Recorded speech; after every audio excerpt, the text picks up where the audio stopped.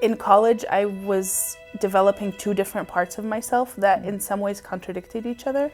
So on the one hand, I was really involved in Muslim community, and I was really involved in the Muslim Student Association. Ended up being president my senior year. But on the other hand, I was learning queer theory and taking feminist studies classes, and basically learning that sexuality is fluid and that gender is fluid, and realizing that I could reread my own history in totally different terms. That I could look back at moments of my life and think, oh, that was desire. I just didn't read it as desire because the person on the other end of it was not the right gender.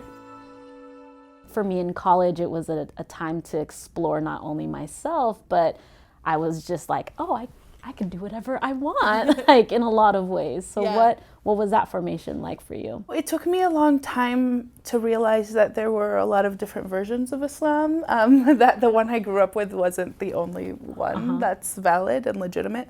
I grew up basically going to the mosque a few times a week. It was a second home to me, you know. And so there was this sort of transformation brewing. But on the other hand, I was really committed to my Muslim identity, and I was really involved in Muslim community. Yeah. Tell me a little bit about that practice growing up. In my household, Islam was the framework for everything. It was sort of it was the moral compass, but it was also the spiritual center, and it was also the community center.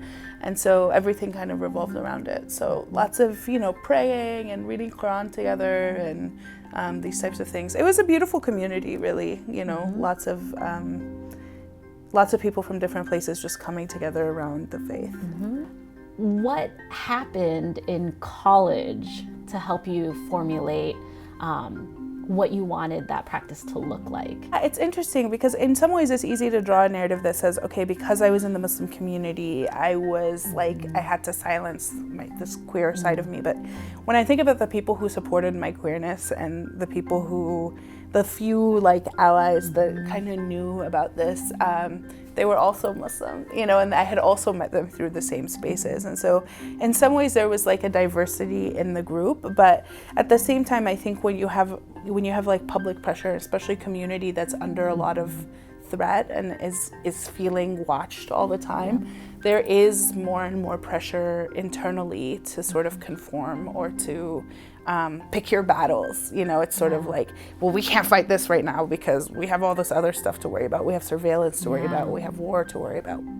It felt like I couldn't prioritize it, So it wasn't so much an explicit silencing, people saying, you can't do this, but it was in some ways an internal policing and a sort of self-censoring. What were you learning about yourself at that time? Because I can imagine as an activist, right, not having the community to always be the excuse for why you live the way you live, but now refocusing and centering on you as an individual. I learned that I was really mentally ill. I learned that I was really depressed, and that I couldn't just busy my way out of it. I think what I really learned is that I needed to live as authentically as possible.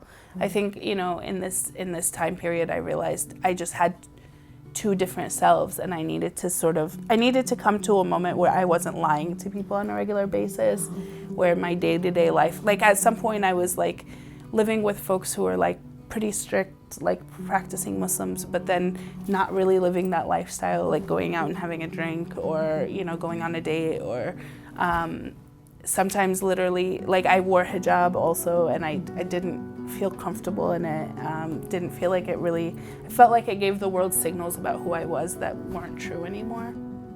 People always talk about coming out, but to me, the real coming out was actually that alignment, was sitting my mother down and saying, I don't actually wear hijab, I'm taking it off. And that was one of the hardest conversations I've ever had in my life. And she was very upset.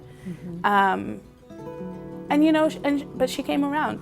So I think alignment is about telling people the truth and then showing up as they struggle with it, and that's really been my experience with my family.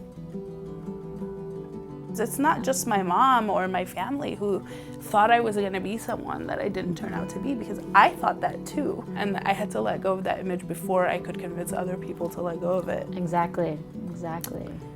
The thing that's closest to my heart and that's closest to community is just community building among queer Muslims in the city. For a lot of us, this is a space that's not just about activism, but it's really about community and chosen family, and that takes a lot of hard work. This has been First Person. Thank you so much for joining us, and thank you, Eman Abdelhadi. Follow us on social media at First Person PBS, and for those of you watching on our YouTube channel, feel free to make comments. If you have any questions, right here, comment section below. We'll get back to you.